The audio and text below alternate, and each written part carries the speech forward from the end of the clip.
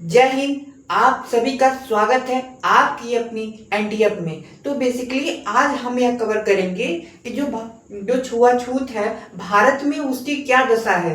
क्या भारत में छुआछूत करना कानूनी तरीके से वैध है कि नहीं है। हमें बोलने का अधिकार है कि नहीं है। क्या सरकार टाइटल दे सकती है कि नहीं दे सकती है। तो इन सभी चीजों पे आज हम चर्चा करेंगे। गांधी जी का छुआछूत पे क्या विचार था, गांधी जी छुआछूत के बारे में क्या बोलते थे, अंबेडकर जी का क्या विचार था, इन सब चीजों के बारे में, छुआछूत के बारे में अंबेडकर जी का क्या विचार था। तो आज की क्लास में हम बेसिकली यही सब डिस्कस करेंगे।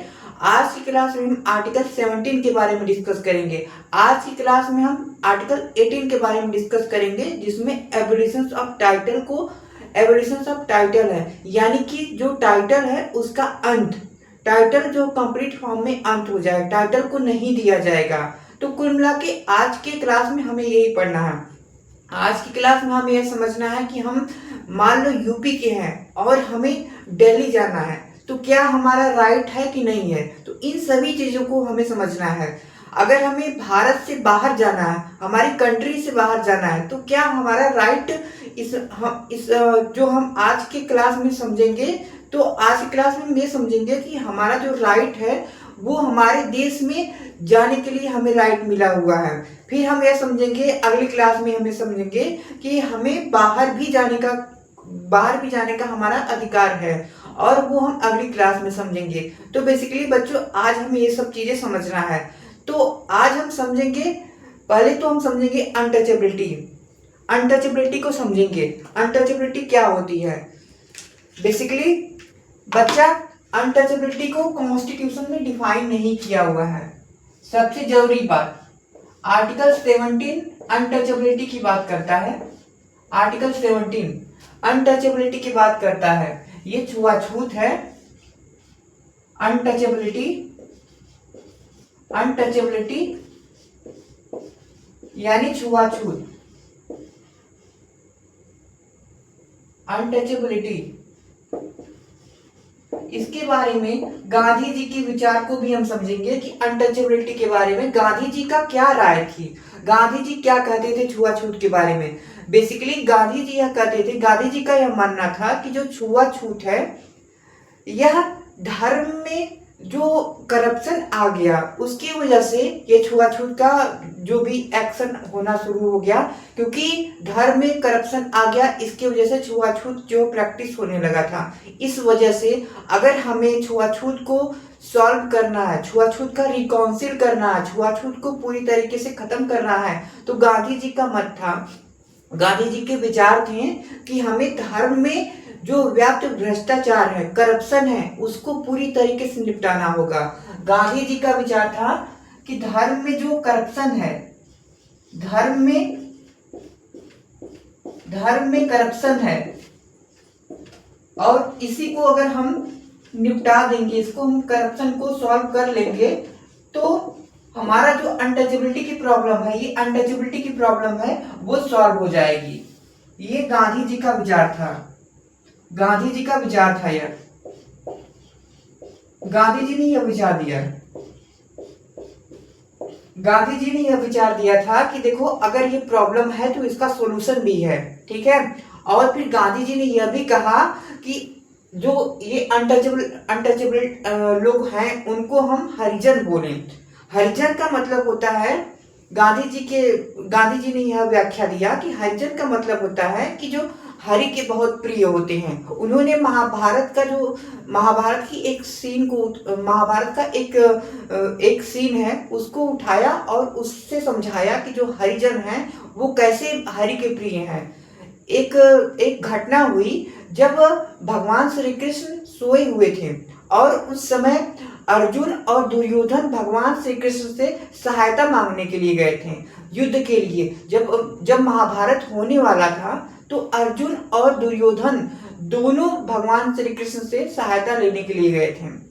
और जब दुर्योधन वहां पे पहुंचा, द्वारिका में पहुंचा, भगवान श्री कृष्ण के पास पहुंचा, तो भगवान श्री कृष्ण सोए हुए थे। अब भगवान श्री कृष्ण सोए हुए थे तो उनके सर के समीप दुर्योधन बैठ गया, और जब अर्जुन आए तो अर्जुन भगवान श्री कृष्ण के पैर के समीप में बैठे, पैर के पास में बैठे। तो इस वजह से भगवान के करीब जो है वो भगवान के सामने अर्जुन बैठे थे, क्योंकि अगर भगवान जब उठते तो सबसे पहले अर्जुन को देखते, न कि दुर्योधन को देखते हैं। और इसी कारण से महात्मा गांधी जी ने कहा कि जो हरिजन होते हैं वो भगवान के बहुत प्रिय होते हैं, वो हरिजन होते हैं, यानी कि हरि के प्रिय होते हैं, हरिजन होते हैं। सबसे जरूरी है कि अगर हमें अनटचेबिलिटी को समाप्त करना है तो सबसे महत्वपूर्ण चीज है कि धर्म में जो व्याप्त भ्रष्टाचार है, धर्म में जो करप्शन है, उसको समाप्त कर दो।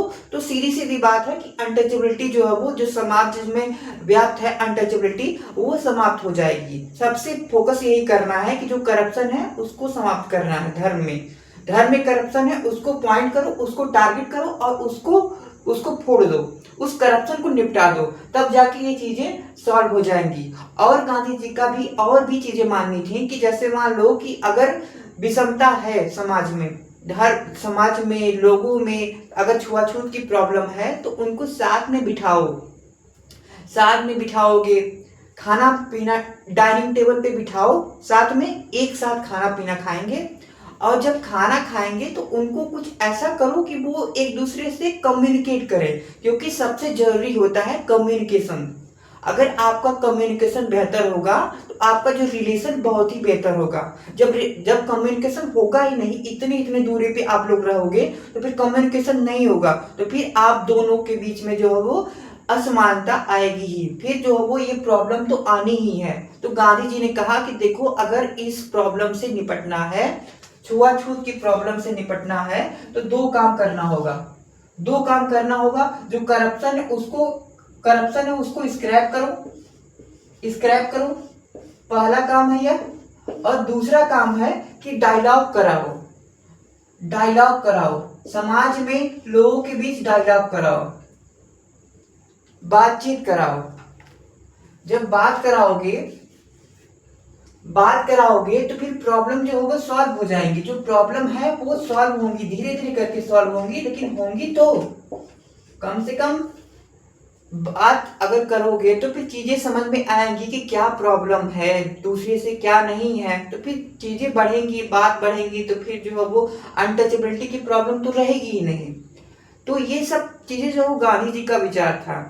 और फिर अंबेडकर जी के विचार को भी हम समझ लेते हैं कि जो अनटचेबिलिटी के मामले में जो हमारे अंबेडकर जी थे, उनका क्या विचार था। अभी तक हमने समझा कि हमारे गांधी जी का क्या विचार था। अब हम ये समझेंगे कि जो हमारे अंबेडकर जी थे वो क्या मानते थे, वो अनटचेबिलिटी को, छुआछूत को क्या मानते थे। वह यह मानते थे कि देखो, सबसे पहली बात कि वो ये जो हरिजन था, हरिजन शब्द गांधी जी ने दिया था, हरिजन शब्द को गांधी जी ने दिया था, लेकिन इस शब्द को अंबेडकर जी नहीं मानते थे। वो यह कहते थे, वो सिंपल बात करते थे, वो यह कहते थे कि देखो, तुम दलित कहो कोई प्रॉब्लम नहीं है, प्रॉब्लम यहाँ पे नहीं है। तुम अगर दलित नाम से बुला भी रहे हो तो प्रॉब्लम नहीं है।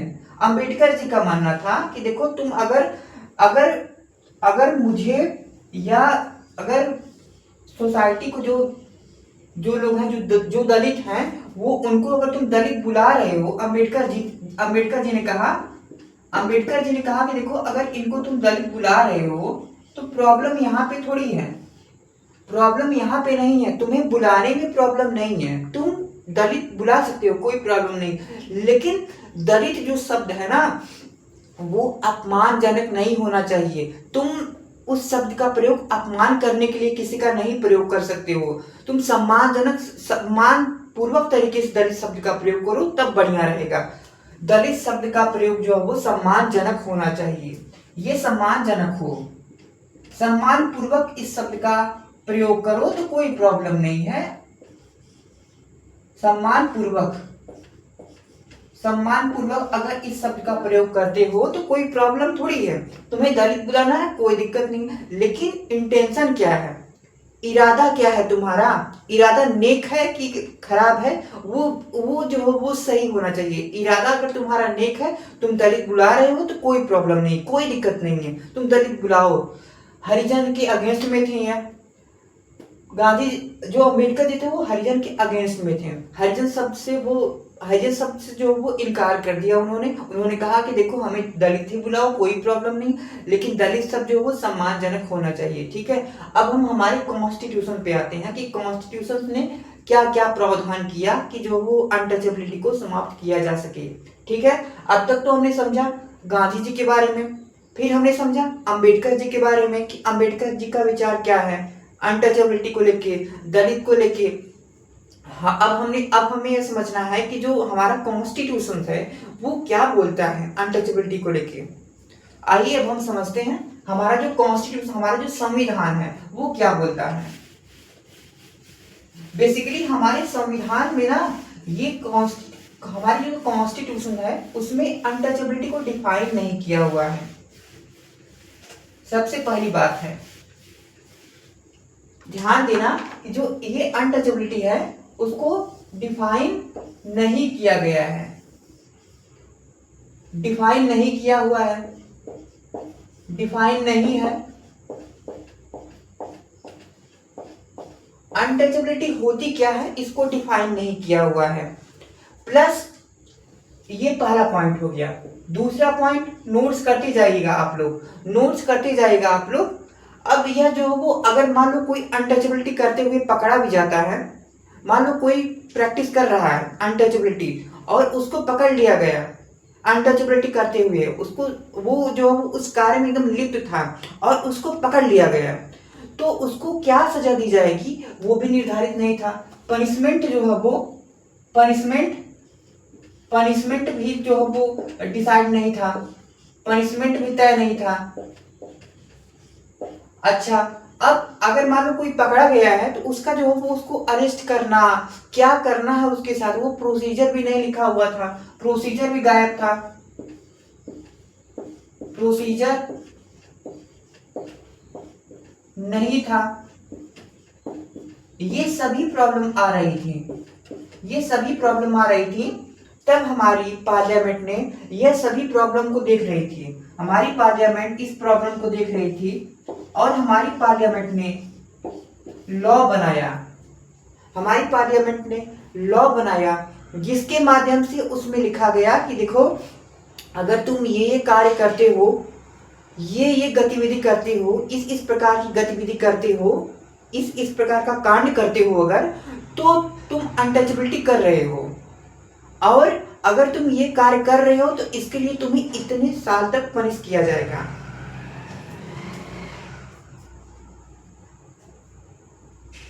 इसका मतलब है कि पार्लियामेंट ने यह डिसाइड किया कि जो अनटचेबिलिटी है, जो छुआछूत है, जो अनटचेबिलिटी है, अनटचेबिलिटी है, अनटचेबिलिटी है,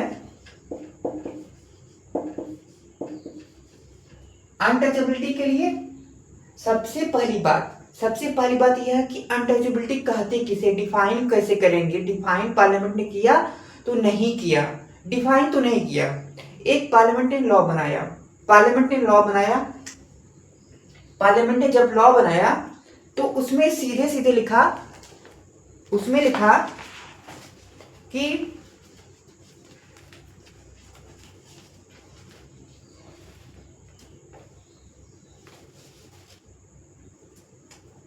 ये लॉ था untouchability prohibition act, untouchability prohibition act 1955 और ये लॉ था, इस लॉ को पार्लियामेंट ने बना दिया। फिर इसमें संशोधन किया गया। अब इसमें जब संशोधन किया गया तो सिविल प्रोटेक्शन राइट, इसका नाम अगला जो हुआ ये बना दिया गया सिविल प्रोटेक्शन राइट। देखो सबसे पहली बात ये है कि यह लॉ बनाया गया, अनटचेबिलिटी प्रोहिबिशन एक्ट बनाया गया 1955, ये बनाया गया। अब इसके बाद इसमें कुछ अमेंडमेंट किया गया, फिर ये बनाया गया सिविल प्रोटेक्शन राइट। ठीक है, अब इस राइट में यह था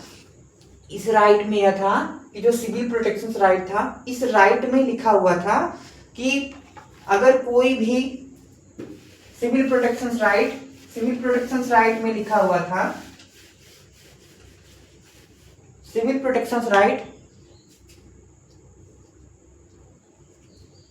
1976 में सिविल प्रोटेक्शन राइट आया। सिविल प्रोटेक्शन राइट 1976 में आया। इसका नाम चेंज करके लिख दिया गया था। जो प्रोहिबिशन, जो अनटचेबिलिटी प्रोहिबिशन एक्ट था उसका नाम चेंज कर दिया गया। नाम से चेंज करने के बाद सिविल प्रोटेक्शन राइट उसका नाम चेंज करके यह रख दिया गया। अब इसमें यह लिखा गया। अच्छा, अब इसमें भी यह बात थी कि जो अनटचेबिलिटी थी उसको डिफाइन नहीं किया गया था, अभी भी डिफाइन नहीं किया गया। तो किया क्या गया, ये अमेंडमेंट काहे वजह किया गया, क्योंकि पहला जो एक्ट था वो तो ठीक ही चल रहा था। जो अनटचेबिलिटी प्रोहिबिशन एक्ट था पहले तो बना दिया गया था, लेकिन तो फिर काहे वजह उसको अमेंड किया गया। तो अब हम समझते हैं उसको काहे वजह अमेंड किया गया। देखो, सबसे पहले तो नाम चेंज किया गया, फिर लिखा गया कि जो अनटचेबिलिटी होगा वो कब कब माना जाएगा, किस किस परिस्थिति में अनटचेबिलिटी माना जाएगा, किन परिस्थितियों में, अगर कौन सा काम कोई करेगा, कौन सा काम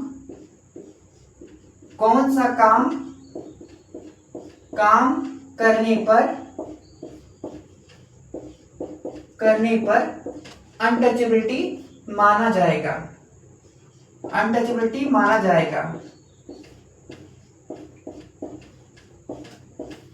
मान लो कि मुझे पता नहीं है कि मतलब मेरा काम है और मेरा एक बिजनेस है, मैं उसको रन कर रहा हूं और मैं अपने बिजनेस को रन करते करते बनारस चला गया। अब कानून में लिखा हुआ था, पार्लियामेंट के कानून में लिखा हुआ था कि जो बनारस जाएगा उसको पनिश किया जाएगा। लेकिन सबसे जरूरी बात ये थी कि मुझे पता तो होना चाहिए कि जो बनारस है वो कहाँ पे है। मैं तो अनजाने में चला गया था, तो अब उस स्थिति में क्या होगा। तो वही चीज है कि सबसे पहले आप ये डिसाइड करो कि बनारस की लोकेशन कहाँ पे है। बनारस भारत में ही तो है, बनारस भारत में है कि नहीं है, बनारस की लोकेशन क्या है, तब ना वो जो पनिशमेंट होगा तब ना डिसाइड करोगे कि कैसे है क्या नहीं है। सबसे पहले तो यह डिसाइड करो कि अनटचेबिलिटी होती क्या है। कोई भी पर्सन अगर कोई भी काम कर रहा है और अनटचेबिलिटी तो फिर किसी भी पर्सन पे लगा सकते हैं।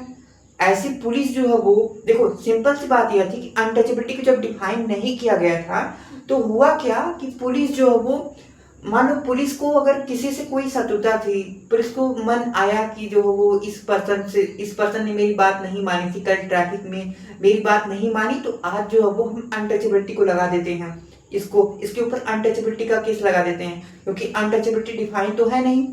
अब पुलिस ने उसको बिना मतलब का परेशान करना शुरू कर दिया अनटचेबिलिटी के नाम पे। तो इसी मनमाने तरीके से जो है वो चीजों को न होने के लिए, मनमाना तरीके से जो है वो लोगों को परेशान न हो, मनमाना तरीका न चले लोगों पे, इससे बचने के लिए पार्लियामेंट ने यह बताया कि जो ये कार्य होंगे, अगर ये काम कोई करता है तो वो अनटचेबिलिटी के दायरे में आएगा। मतलब कि अगर तुम इस रास्ते पे जाते हो या वहां पे जाते हो या उस मार्ग पे जाते हो, तो ये डिफाइन हो गया कि अगर तुम यहाँ पे जाओगे या यहाँ पे जाओगे या यहाँ पे जाओगे तो तुम अनटचेबिलिटी कर रहे हो। सिंपल बात कि अगर तुम ये काम करते हो और ये काम करते हो तो तुम अनटचेबिलिटी के दायरे में आ गए हो। अगर तुम ये काम नहीं कर रहे हो तो इसका मतलब है कि तुम अनटचेबिलिटी के दायरे से बाहर हो। तो कहने का मतलब यह है कि अगर तुम ये तीनों काम नहीं कर रहे हो तो फिर कोई यह नहीं कहेगा कि तुम जो इसके दायरे में हो, तुम उसके दायरे से बाहर हो, यानी कि अनटचेबिलिटी का केस नहीं लगेगा। ठीक है, तो इसी तरीके से पार्लियामेंट ने बनाया कि देखो अगर तुम ये काम करते हो तो तुम जो अनटचेबिलिटी के दायरे में आ जाओगे।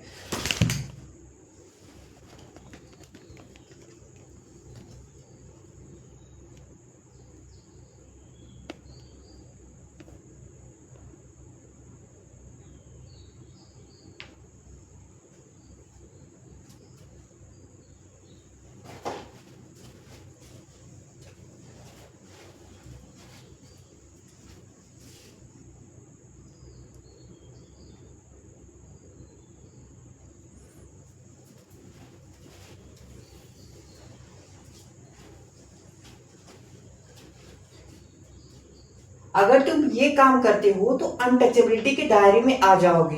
प्लस ये पहला था, इसमें इस लॉ में ये पहला जो है वो पॉइंट था। दूसरा पॉइंट था कि मान लो कि तुम जो है वो अगर ये करते हुए पाए जाते हो 2 वर्ष की सजा मिलेगी तुमको।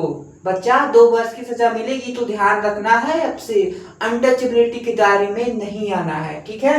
तो 2 वर्ष की सजा मिलेगी, 2 वर्ष की सजा मिलेगी, ठीक है। अच्छा, हमारे देश में जो सजा देने का अधिकार है वो किसके पास है? आप सोच के बताइएगा। हमारे देश में क्या पुलिस सजा देती है? पुलिस को क्या यह अधिकार है कि वो किसी को पनिशमेंट कर सकती है?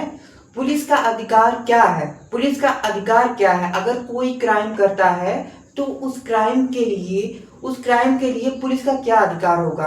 क्या अधिकार ये है कि वो पनिशमेंट कर दे, या वो कोर्ट के सामने ले जाके पेश करेगी, सारे सबूतों को पेश करेगी, कार्यवाही में हेल्प करेगी, कोर्ट के सामने एविडेंस को रखेगी। तो ये पुलिस का काम है। तो हमारे देश में पनिशमेंट करने का जो काम है, पनिशमेंट देने का काम है, वो जुडिशरी का है। जुडिशरी ने कहा कि देखो भैया, ये जो मामला है वो बहुत ही समझो कि अगर हम इस पे कड़ाई नहीं बरतेंगे ना तो फिर काम चलने वाला है नहीं, क्योंकि यहाँ पे विषमता हो रही है। और सुप्रीम कोर्ट ने कहा कि देखो, फंडामेंटल राइट में दिया हुआ है अनटचेबिलिटी को समाप्त करना है। तो इसलिए जिस पे भी यह आरोप लगता है कि वो अनटचेबिलिटी करेगा, अनटचेबिलिटी करते हुए पाया गया है, उसको यह प्रूव करना होगा कि नहीं मैंने अनटचेबिलिटी को नहीं किया है, ठीक है।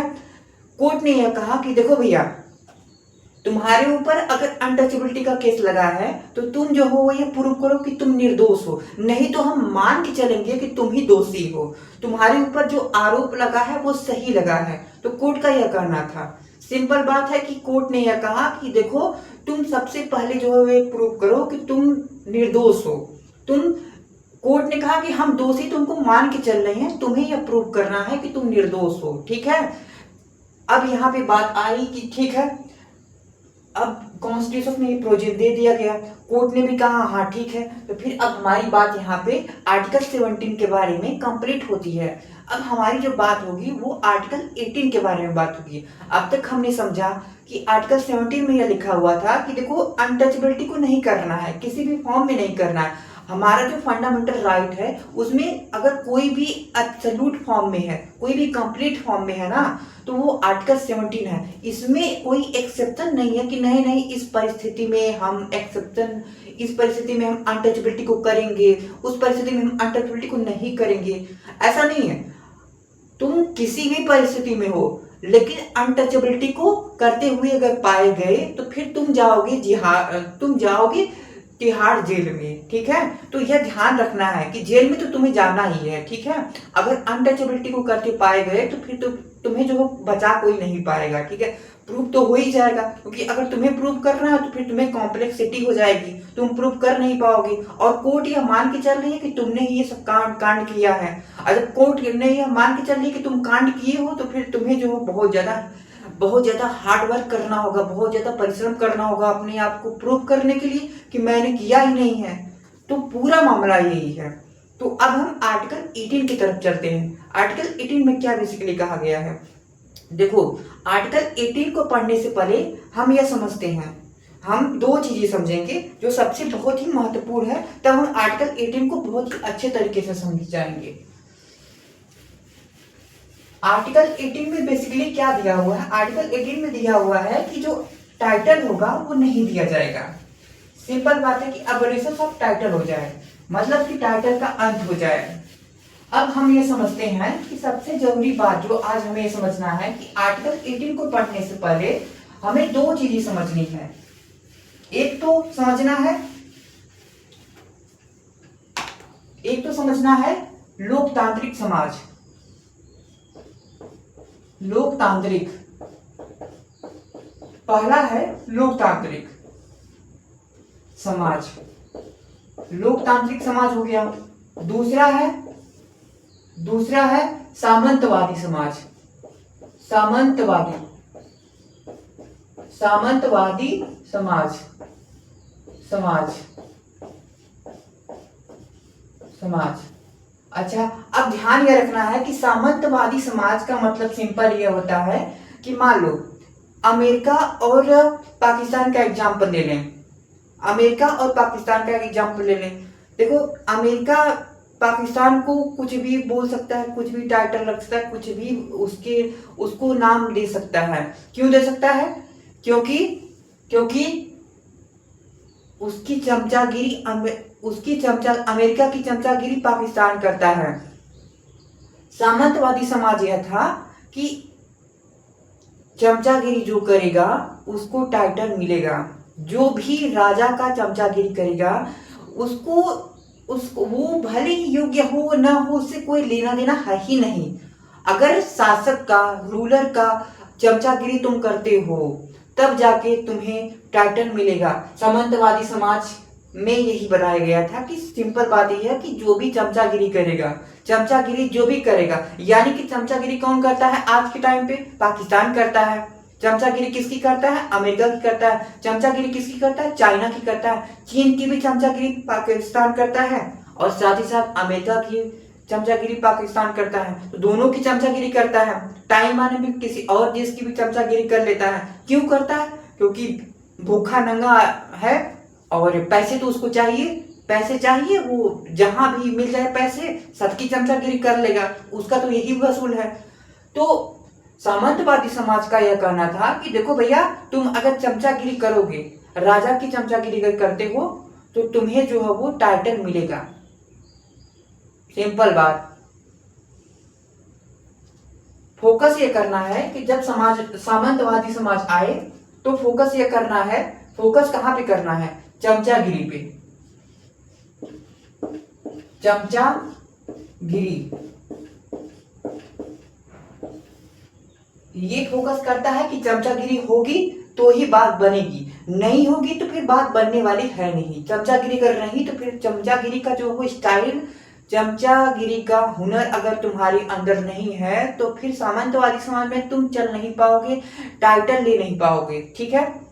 अब यहाँ पे लोकतांत्रिक समाज में देखते हैं। लोकतांत्रिक समाज में क्वालिफिकेशन को इंपॉर्टेंस दी गई।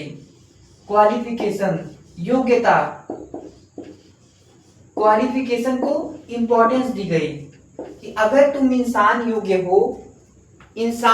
हो तो तुम्हें टाइटल तो नहीं दिया जाएगा, टाइटल नहीं दिया जाएगा। सिंपल बात है, तुम्हें टाइटल तो नहीं दिया जाएगा लेकिन अवार्ड दिया जाएगा। टाइटल की जगह पे तुम्हें कुछ तो दिया जाएगा क्योंकि तुम अच्छा काम कर रहे हो। यहाँ पे भी कोई कुछ काम कर रहा था, यहाँ पे भी कोई कुछ काम कर रहा था। देखो, दोनों काम कर रहे हैं। एक चमचागिरी कर रहा है, एक जो है वो खुद पे मेहनत कर रहा है, बहुत बढ़िया बनने का प्रयास कर रहा है, देश को, समाज को आगे लेके जाने का काम कर रहा है। एक जो है वो बस लूटने का काम कर रहा है, बस चमचागिरी कर रहा है। ये क्या कर रहा है? ये लूटने का काम कर रहा है, लूटने का काम कर रहा है, लूटने का काम, लूटने का काम कर रहा है कि नहीं कर रहा है? देखो, चमचागिरी कर रहा है, क्यों कर रहा है? क्योंकि वो लूटना चाहता है, क्योंकि उसका उद्देश्य है कि जितना से जितना अधिक से अधिक पैसे मिल जाएं मेरे को, मैं शाम फिर जाऊंगा कहीं पे, पार्टी करूंगा, कुछ पीऊंगा। तो ये गतिविधि करने के लिए जो है वो, इस तरह की गतिविधि करने के लिए ये सभी ये कांड कर रहा है। जबकि यहाँ पे ऐसा नहीं है। यहाँ पे यह चाहता है कि हम जो वो अपनी योग्यता पे, अपने समाज के लिए काम करें, खुद के लिए काम करें, बेहतर बनाएं चीजों को। तब जाके जो हो ये मामला, जो लोकतांत्रिक समाज में ये मामला आ गया। अच्छा, अब हमारा जो आर्टिकल है, आर्टिकल 18 है, वो टाइटल के एबोलिशन के बारे में बात कर रहा है कि टाइटल में जो एबोलिशन नहीं दिया जाएगा। ठीक है। तो फिर मैंने जो आप लोगों को यह सब क्यों बताया? क्योंकि यहाँ पे टाइटल दिया जा रहा था। अब इसी टाइटल को ये टाइटल दिया जा रहा था। देखो, काम तो ये भी कर रहा है, काम ये कर रहा है, ये व्यक्ति बेचारा ये काम कर रहा है, और यहाँ पे भी कोई व्यक्ति है जो काम कर रहा है, व्यक्ति है वो काम कर रहा है, दोनों काम कर रहे हैं। लेकिन हमारे आर्टिकल में लिख दिया गया था कि टाइटल का एंड हो जाएगा, टाइटल नहीं दिया जाएगा। तब फिर जो है वो बात आई कि देखो भैया, अगर कोई कुछ काम कर रहा है तो उसको, जो अगर कुछ अच्छा काम कर रहा है तो उसको रिवार्ड देना चाहिए। अगर कुछ गलत काम कर रहा है तो उसको पनिशमेंट करना चाहिए। ठीक है, तो पनिशमेंट वगैरह के लिए तो पूरा जो वो आईपीसी सीआरपीसी ये सब चीजें तो है ही, लेकिन रिवार्ड के लिए क्या होगा?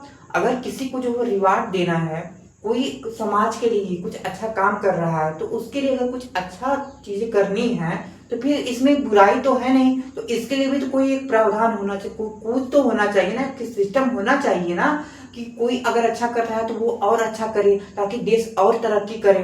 तो इसके लिए अवार्ड का सिस्टम लाया गया कि तुम जो हो, तुम्हें टाइटल नहीं दिया जाएगा लेकिन तुमको अवार्ड दिया जाएगा। ठीक है भैया, ताकि तुम और प्रोत्साहित हो सको। तो अब हम मेन मुद्दे पे आते हैं, अपने मेन मुद्दे पे आते हैं। Article 18 clause 1। बेसिकली आर्टिकल 18 बोलता क्या है, आर्टिकल 18 का कहना क्या है, हम यह समझेंगे कि आर्टिकल 18 क्या कहता है। आर्टिकल 18 जो है वो यह कहता है, आर्टिकल 18 का मानना यह है कि सबसे पहले तो एबोलिशन ऑफ टाइटल हो जाए। एबोलिशन ऑफ टाइटल,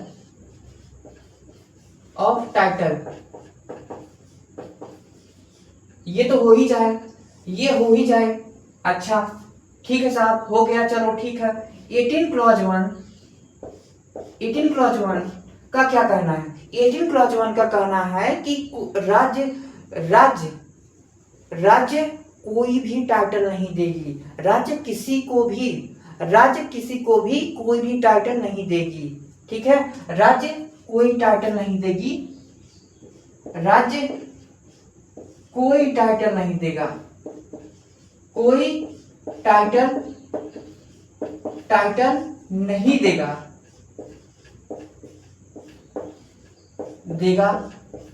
एक्सेप्ट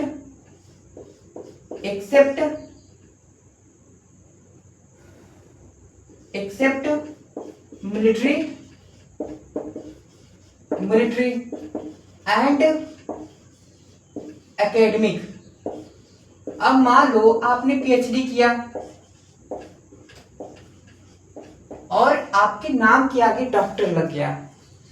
अब कोई चला गया कोर्ट में, कहा कि ये साहब देखिए क्या हो रहा है, ये सीधे सीधे आर्टिकल 18 का उल्लंघन कर रहे हैं। तो ऐसा कुछ नहीं है। कोर्ट ने कहा माय डियर, क्या लिखा हुआ है यहाँ पे आर्टिकल 18 क्लॉज 1 में, ध्यान से सुनो, ध्यान से पढ़ो, फिर जो हो तब डिसीजन लो कि तुम आना चाहते हो कोर्ट में कि नहीं आना चाहते हो।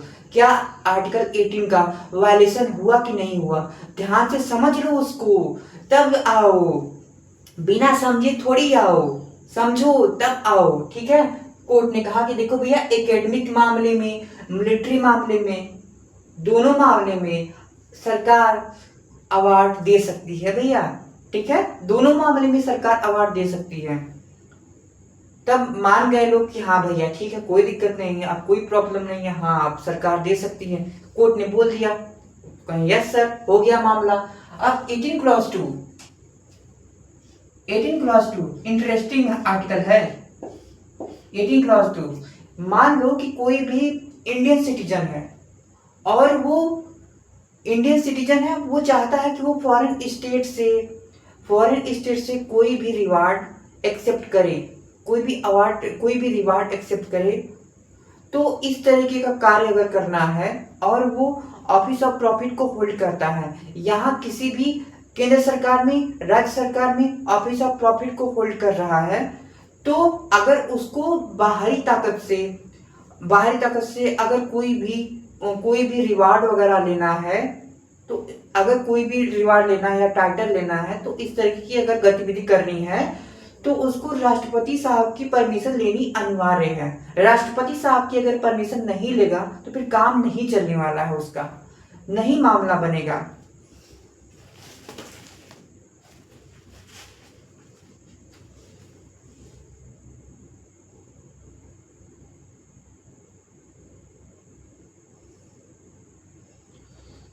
आर्टिकल 18 क्लॉज 2 बेसिकली कहता है कि भारत का कोई भी नागरिक होगा, यहाँ पे ध्यान फोकस यह करना है कि इंडिया का कोई भी नागरिक, भारत का नागरिक।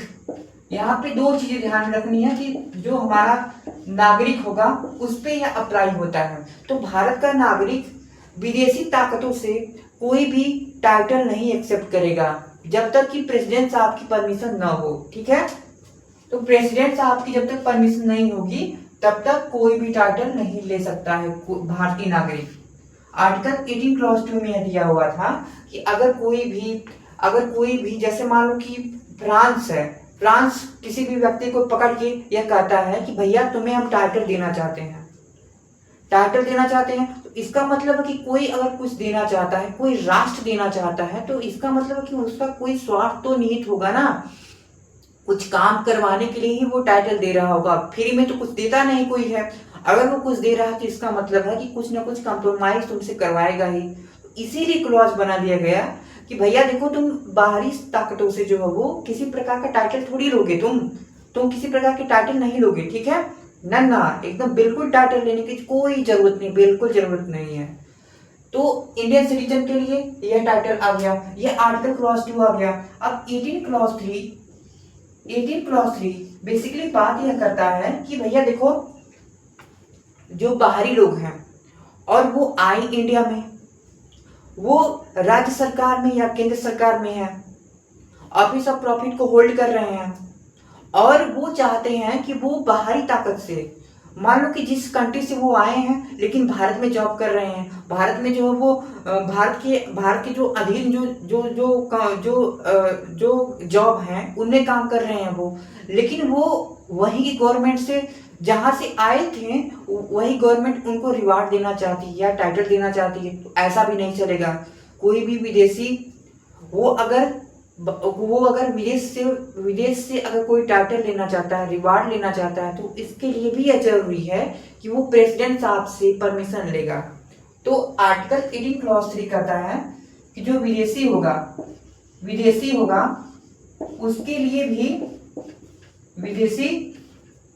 उसके लिए भी यह प्रावधान है कि राष्ट्रपति साहब की, प्रेसिडेंट साहब की परमिशन उसको जरूरी है। मान लो कोई भी बाहरी ताकत, कोई भी मान लो कि अमेरिका है, इसको इस विदेशी को कोई रिवार्ड देना चाहती है और यह भारत सरकार के या राज्य सरकार के किसी भी पद पे है, राज्य सरकार के अधीन किसी भी जॉब में है, किसी पद में है, ऑफिस ऑफ प्रॉफिट के अंतर्गत आता है, तो इसको अगर कोई रिवार्ड दे रहा है, अमेरिका रिवार्ड दे रहा है, तो इस व्यक्ति को, जो विदेशी है, इस व्यक्ति को सबसे पहले जो प्रेसिडेंट साहब से अनुमति लेनी होगी। प्रेसिडेंट साहब अगर अनुमति देते हैं तब फिर ये विदेशी साहब जाके अमेरिका से कहेंगे कि जी साहब आप हमें टाइटल दे दो, आप हमें रिवार्ड दे दो, कोई प्रॉब्लम नहीं, क्योंकि हमारे जहाँ पे हम जॉब कर रहे थे, जॉब कर रहे हो इसका मतलब कि जो मालिक होगा, मालिक के लिए जॉब कर रहे हो, और मालिक जब तक परमिशन नहीं देगा तब तक तुम दूसरी जगह से कैसे रिवार्ड ले सकते हो? सिंपल सी बात है। कैसे ले लिए? सीधी बात ये है। तो परमिशन मालिक ने दे दिया।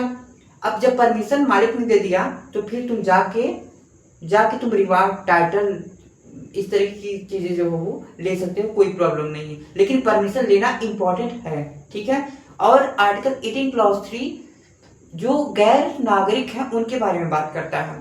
आर्टिकल 18 क्लॉज 2 नागरिकों के बारे में बात करता है कि नागरिकों को टाइटल अगर कोई भी ऑफर कर रहा है, कोई बाहरी शक्ति, कोई विदेशी शक्ति अगर ऑफर कर रही है कि तुमको हम टाइटल देना चाहते हैं, हमारी बड़ी इच्छा है कि हम तुमको टाइटल देना चाहते हैं, तो भारतीय नागरिक नहीं लेगा टाइटल, सिंपल मना करेगा, नहीं भैया हम नहीं ले सकते हैं। ठीक है। 18 क्लॉज 2 हो गया, 18 क्लॉज 3 हो गया। अब 18 क्लॉज 4 पे आते हैं हम। 18 क्लॉज 4 पे आते हैं। अब देखो, जैसे ध्यान ये रखना है कि जो भारतीय नागरिक हैं उनको सीधे सीधे मना कर दिया गया कि देखो भैया तुम जो वो टाइटल नहीं लोगे, जो विदेशी पावर है उनसे टाइटल नहीं लोगे, बात खत्म करो, सिंपल बात है, खत्म हो जाएगी मामला। 18 क्लॉज 4 ये बात करता है, 18 क्लॉज 4 बात करता है कि जो सिटीजन है, मतलब नागरिक हैं प्लस गैर नागरिक, इन दोनों के बारे में बात करता है। गैर नागरिकों के भी बारे में बात करता है, दोनों के बारे में बात करता है। और यह कहता है कि देखो बात यह है ना कि अगर तुम्हें किसी विदेशी पावर ने इनवाइट किया और कोई गिफ्ट देने का प्रयास कर रही है। मान लो विदेशी पावर ने इंडिया के किसी से रीजन को इनवाइट कर लिया और वो कोई समिट था और वहाँ पे वो बोल रहे हैं, वहाँ पे जो विदेशी पावर है वो ये बोल रहे हैं कि हम आपको गिफ्ट देना चाहते हैं, जबकि ये इंडियन है।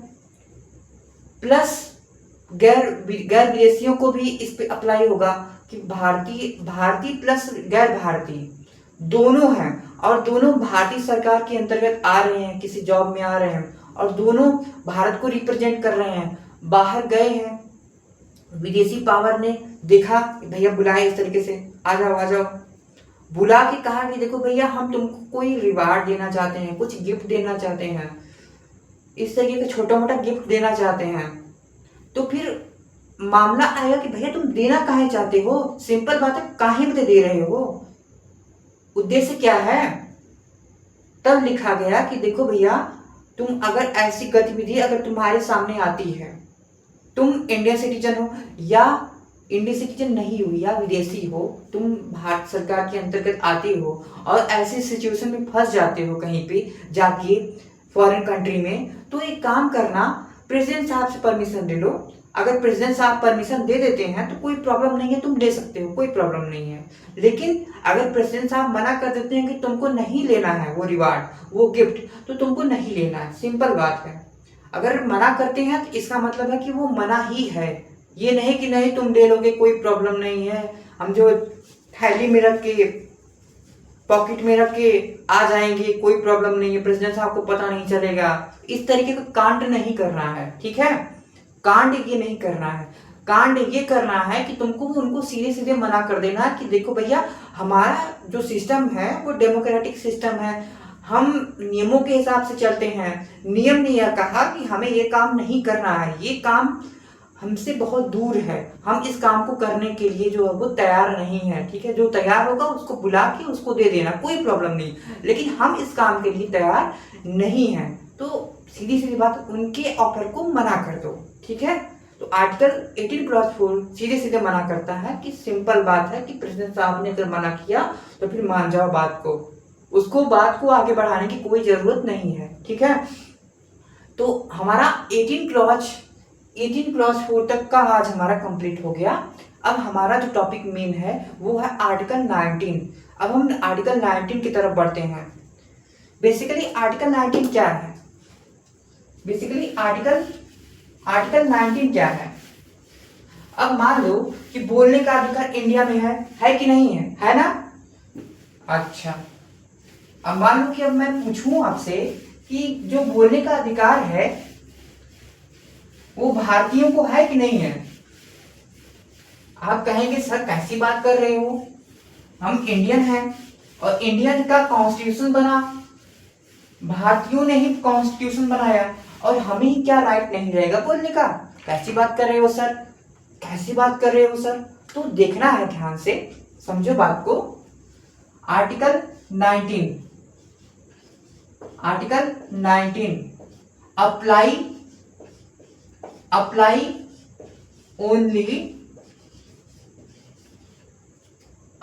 ओनली इंडियन सिटीजन भारतीयों पे केवल लागू होगा, ठीक है।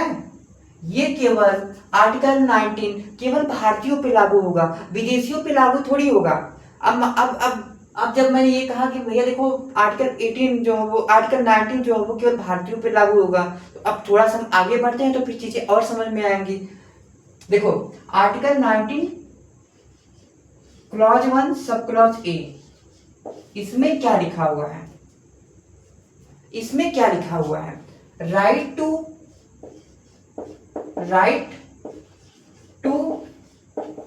Freedom of speech and expression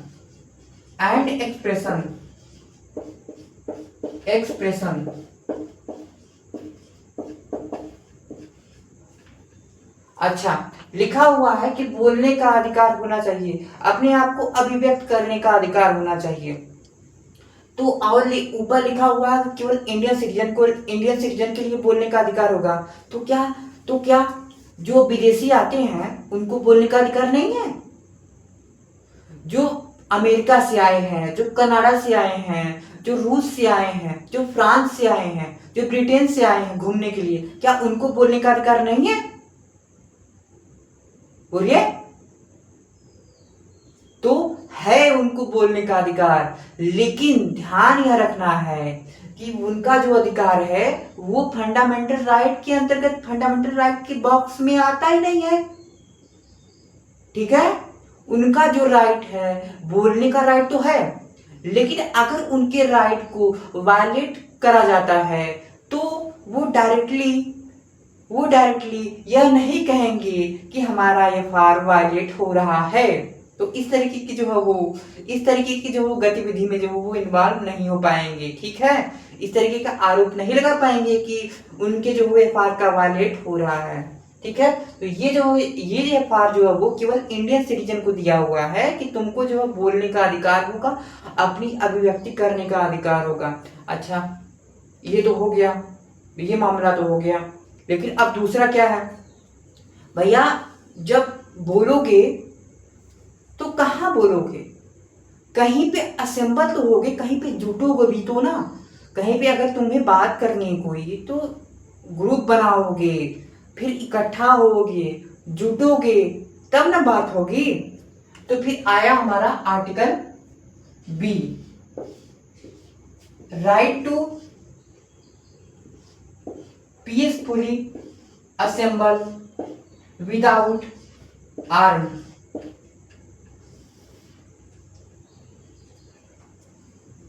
अब आप कहेंगे कि सर इतना बड़ा ये क्या लिखा है आपने? कुछ नहीं लिखा है, यह लिखा है कि कहीं पे अगर तुम जुटते हो तो बंदूक दू दू दू दू दू ये लेके नहीं जुटना है। ठीक है, शांतिपूर्वक तरीके से जुटना है। ठीक है, वहां का माहौल खराब नहीं करना है। वहां पे जाओ तो शांतिपूर्वक तरीके से जाओ और काम निपटाओ अपना और चले जाओ फिर अपने घर। ठीक है, राइट टू असेंबल पीसफुली, शांतिपूर्वक तरीके से जुटो। ठीक है, बदमाशी ना करो। समझ में आया? बदमाशी नहीं करना है, तो शांतिपूर्वक तरीके से जुटना है, अपनी बात को करना है कि भैया हम ये चाहते हैं, सिंपल, बात खत्म। ठीक है, तो हमारा article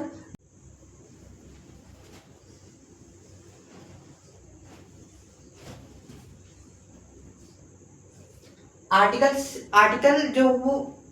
19 clause C, basically article 19 clause C क्या कहता है? अब हमें यह समझना है। हमने समझ लिया कि right to travel, right to peacefully, right to assemble peacefully without arm, मतलब कि अगर हमें कहीं पे भी जुटना है तो फिर हम जुट सकते हैं, कोई प्रॉब्लम नहीं है, इसमें कोई प्रॉब्लम नहीं। लेकिन हमें AK-47 लेके थोड़ी आना है, हमें जो है वो वहाँ की शांति व्यवस्था को ध्यान में रखते हुए असेंबल होना है। ठीक है, तो यह पॉइंट हमें ध्यान में रखना है। ठीक है, और plus 19 clause 1 sub clause C, इसमें क्या है? इसमें यह है कि मान लो कि तुम कहीं पे जुट गए, अब फिर वहां से बात निकल के आई कि देखो हम चाहते हैं कि यूनियन बनाना चाहते हैं, right to form union, association and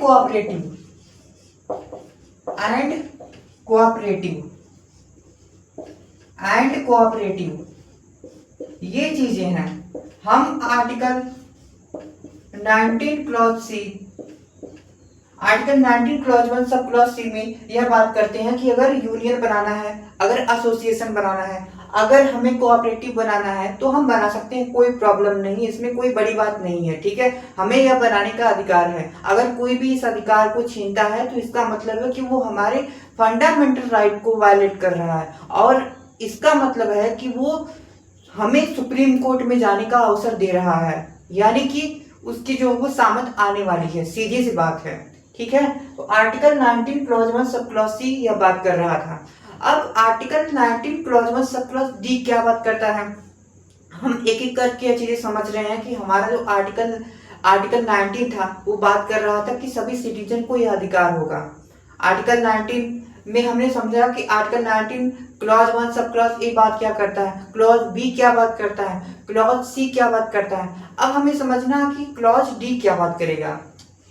clause D, देखो अभी तक हमने समझा था कि हमें कहीं पे अगर जुटना है तो फिर हम जुड़ सकते हैं, कोई प्रॉब्लम नहीं। हमने इतने काम किए, कोई एक व्यक्ति था जिसने बोलना शुरू किया, बोलेगा कहीं पे इकट्ठा होके बोलेगा। अब उस बोलने से यह निकला कि भैया हमें यूनियन बनाना है, एसोसिएशन बनाना है और कोऑपरेटिव बनानी है। लेकिन जरूरी तो नहीं है ना कि जितने लोग जुटे थे सभी लोग यूनियन बनाएं, एसोसिएशन बनाएं, कोऑपरेटिव बनाएं। कुछ ऐसे भी होंगे जो चाहेंगे कि हमने अभी तक तो इतना काम किया था, ये जो इतना जो असेंबल कर लिया हमने, कुछ लोगों को बुलाया, अब उन कुछ लोगों में से कुछ लोगों ने यूनियन बना लिया, एसोसिएशन बना लिया, कोऑपरेटिव बना लिया। लेकिन हम ये नहीं चाहते हैं। हम चाहते हैं कि हम जो भारत देश है ना उसमें घूमना चाहते हैं, भारत देश में हम घूमना, ट्रेवल करना चाहते हैं। ठीक है, तो अब वो ट्रेवल करेंगे तो ट्रेवल का अधिकार भी आर्टिकल 19 में दिया हुआ है। वो आर्टिकल 19 क्लॉज डी में दिया हुआ है, right to travel, right to travel throughout the country,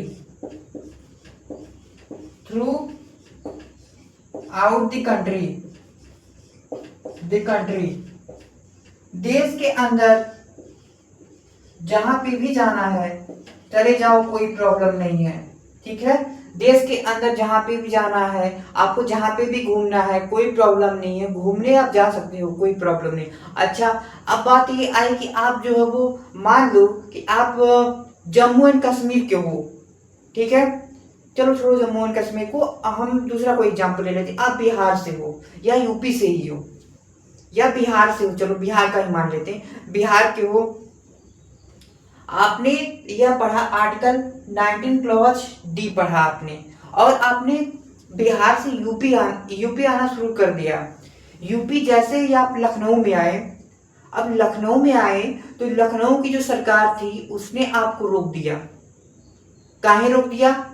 क्योंकि लखनऊ की सरकार का कहना था कि देखो भैया ये तो लिखा हुआ है right to travel throughout the country, तुमने ट्रेवल तो कर लिया, अब एक काम करो सीधे सीधे अपने जो राज्य में निकल जाओ।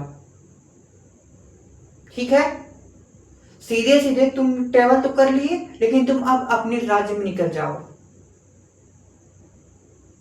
बात तो गड़बड़ा रही थी, मामला गड़बड़ा रहा था। मान लो कि मेरा काम है म्यूजिशियन का, मान लो कोई भी एक पर्सन है वो म्यूजिशियन है और उसको उत्तर प्रदेश में आना है या बिहार में जाना है, उत्तर प्रदेश से बिहार में जाना है, और बिहार में जाते ही वहां की सरकार ने कहा कि भैया तुम निकल लो, क्योंकि तुम्हारा अधिकार केवल घूमने का है, रिसाइड करने का, सेटल करने का अधिकार तो है ही नहीं।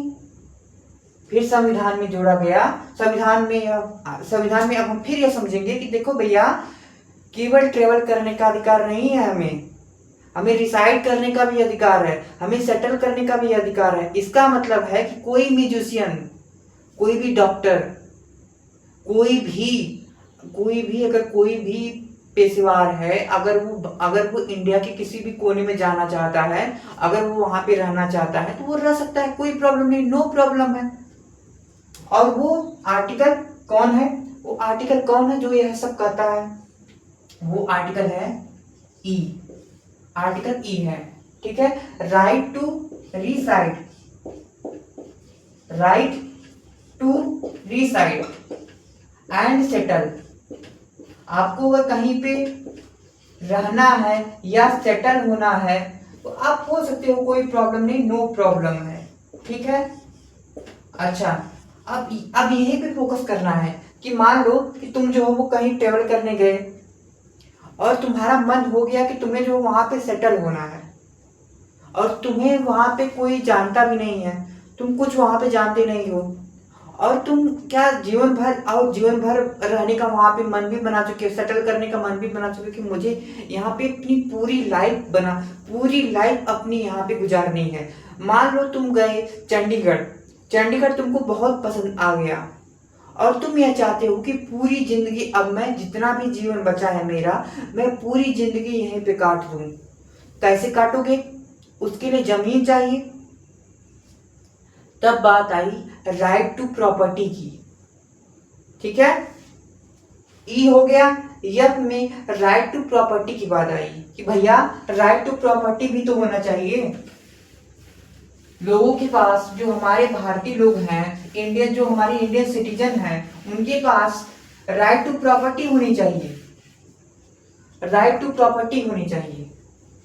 ये F, right to property, right to property. लेकिन इस पे फोकस यह करना है, बहुत ध्यान से समझिएगा, इस पे फोकस यह करना है कि अब यह हमारा फंडामेंटल राइट के बॉक्स में नहीं आता है, क्योंकि इससे बहुत बड़ी प्रॉब्लम होती है।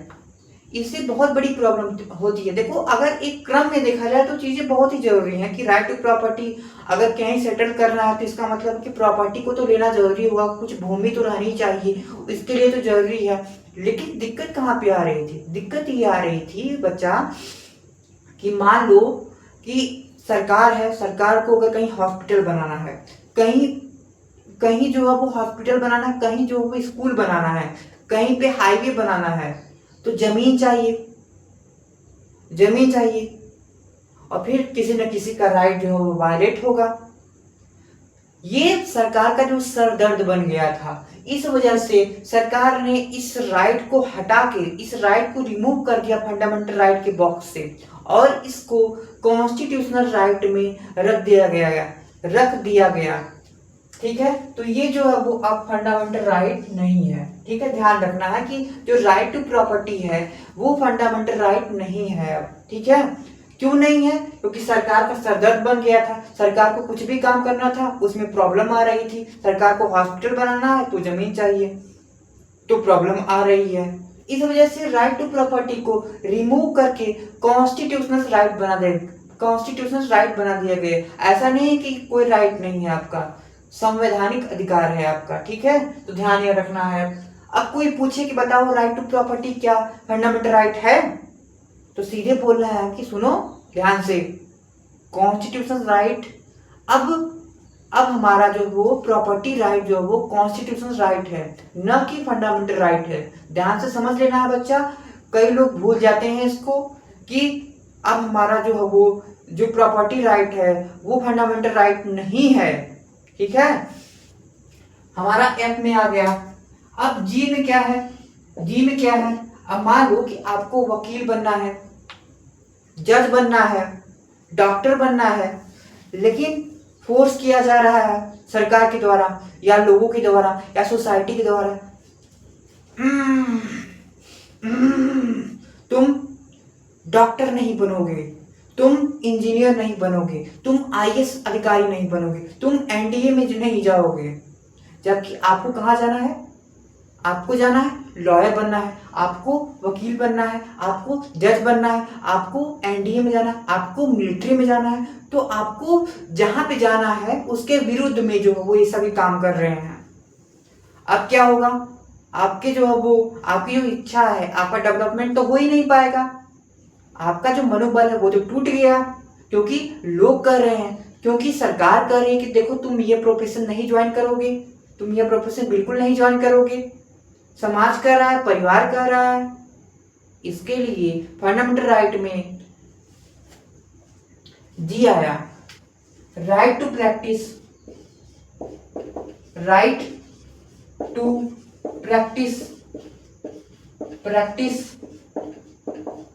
Any profession. अब ऐसा नहीं है कि तुम कह दो कि नहीं भैया अब हम जो है वो आतंकवाद का जो बिजनेस करेंगे, गांजा का बिजनेस करेंगे, चरस का बिजनेस करेंगे। क्यों? क्योंकि यहाँ पे लिखा हुआ है, आर्टिकल 19 में लिखा हुआ है कि हम ट्रेड का जो है वो प्रैक्टिस कर सकते हैं। लेकिन कैसे कर सकते हैं? कैसे कर सकते हैं? ध्यान में रखना है कि देखो आर्टिकल 19 जो है वो आर्टिकल 19 में जो एब्सोल्यूट बिल्कुल नहीं है। ठीक है, इसमें एक्सेप्शन है, फोकस करके चलना है। ध्यान रखना है कि जो वो right to practise any profession, trade, और ऑक्यूपेशन, ट्रेड और ऑक्यूपेशन, ऑक्यूपेशन, इन सभी को ध्यान में रखते हुए आगे बढ़ना है। अगर नहीं ध्यान में रखोगे तो फिर जो है वो मामला बिगड़ जाएगा। ठीक है, तो फिर नहीं कहना कि जो है वो सर हमने पढ़ा नहीं, ध्यान नहीं दिया। तो ध्यान देना है, जो लिखा है उसको एक बार नहीं 100 बार पढ़ो, कोई प्रॉब्लम नहीं है। उसको बार बार रिवाइज करो, तब चीजें समझ में आएंगी कि लिखा क्या हुआ है। ठीक है, अब हम समझ लेते हैं कि इसमें जो एक्सेप्शन है वो क्या है। एक्सेप्शन के बारे में समझ लेते हैं। जैसे मान लो कि तुम अगर कोई भी प्रोफेशन चुने हुए हो,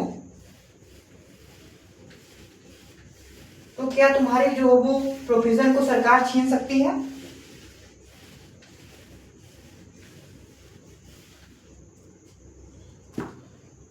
मान लो एक्सेप्शन है, एक्सेप्शन को ध्यान से समझना और ध्यान से लिख लो। एक्सेप्शन, एक्सेप्शन को फोकस करना है कि मान लो कि देश की एकता, देश की एकता, एकता, अखंडता,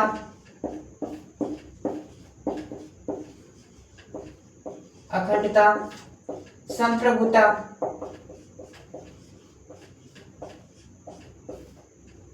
के खिलाफ कोई गतिविधि नहीं करनी है, के खिलाफ कोई गतिविधि नहीं, कोई काम नहीं। अगर इसके खिलाफ काम करते हुए पकड़े जाते हो तो यह नहीं कहोगे कि हम अपने आर्टिकल का प्रैक्टिस कर रहे थे,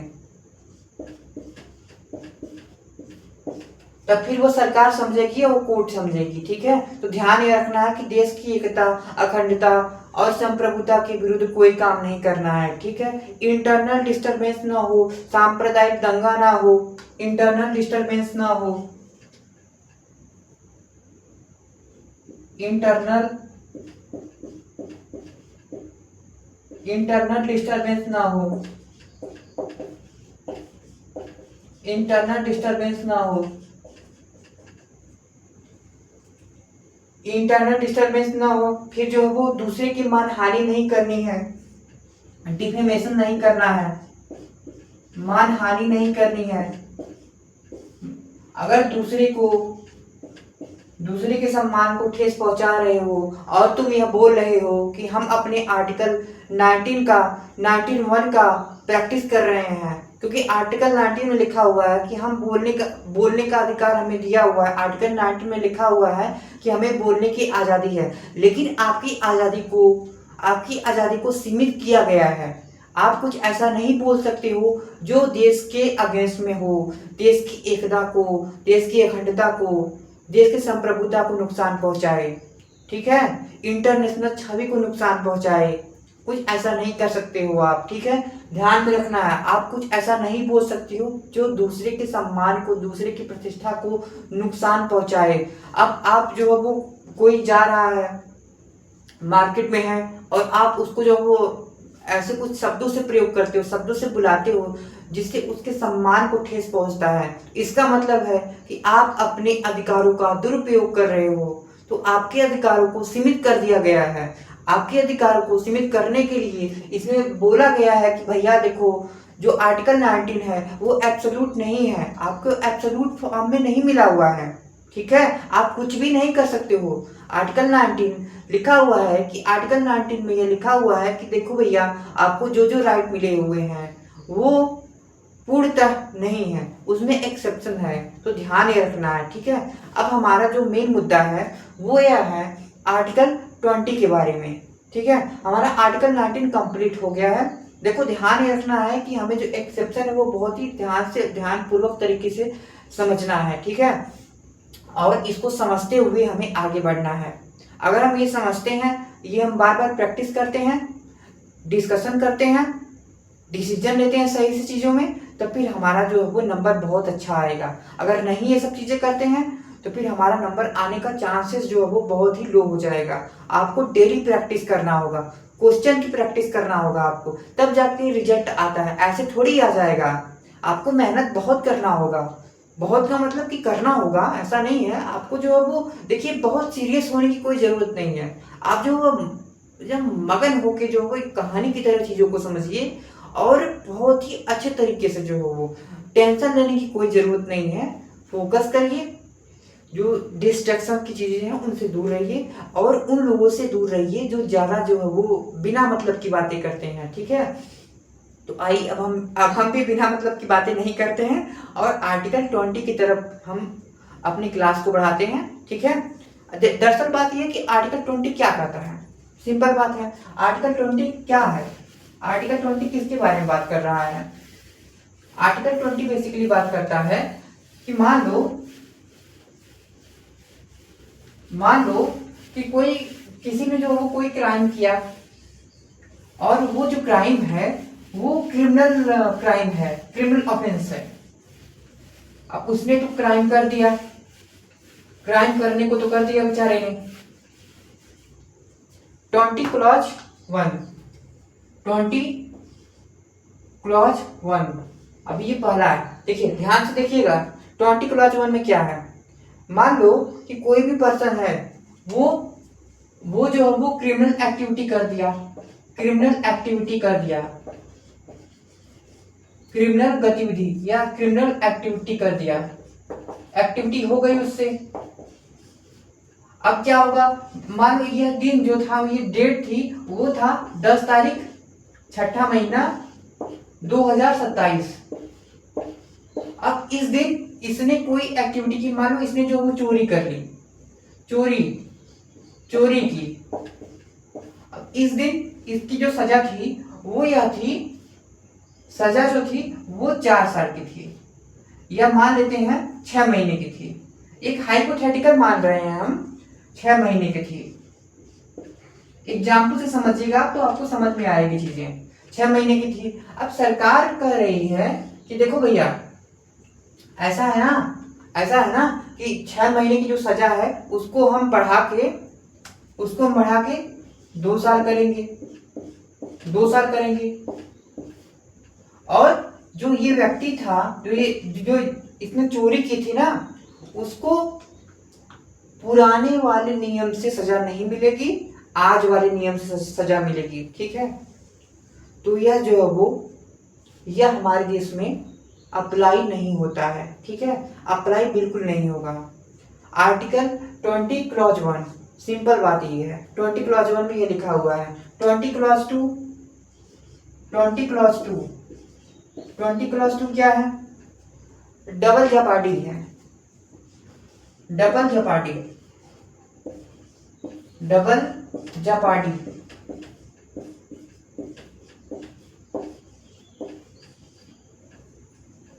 अब मान लीजिए आप, कोई एक पर्सन है, कोई एक चुन्नू लाल है, वो किसी कंपनी में काम कर रहे थे।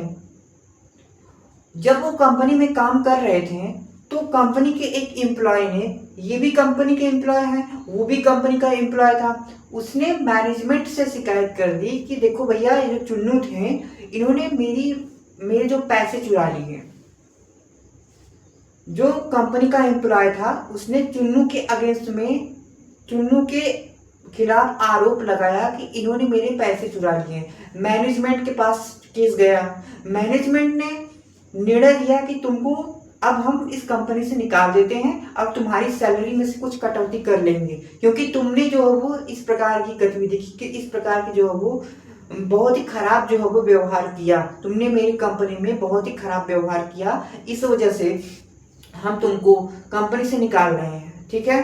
तो कंपनी का जो एम्प्लॉय था उसने चुन्नू लाल को पहले कंपनी से सजा दिलवा दिया। अब क्या उस कंपनी का जो एम्प्लॉय था जिसका पैसा चोरी हुआ था, उसको क्या यह राइट है कि वो कोर्ट में जा सके? क्या उसको राइट है कि वो कोर्ट में जा सके? एक बार वो सजा दिलवा दिया है, क्या वो दोबारा से भी सजा दिलवा सकता है? तो जी हाँ, वो दोबारा से भी सजा दिलवा सकता है। देखो, यह जो प्रावधान दिया हुआ है ना, यह इसलिए दिया हुआ है कि अगर कोई भी क्राइम कर रहा है, तो एक बार मान लो जैसे कि कोर्ट ने एक बार सजा दे दी उसी क्राइम के लिए, फिर दोबारा से उसी क्राइम के लिए कोर्ट सजा नहीं देगी। यह पूरा मामला है कि एक ही क्राइम के लिए 2 बार सजा कोर्ट नहीं दे सकती है। 20 क्लास 2 यह कहता है, सिंपल बात है। हाँ, मैनेजमेंट जहां से वो जुड़ा हुआ है वो सजा देगा तो वो अलग बात है, लेकिन कोर्ट का यहाँ पे मानना है कोर्ट 2 बार किसी एक ही क्राइम के लिए सजा नहीं देगा। अब 20 क्लास 3 यह क्या है? यह है no self incrimination. No self incrimination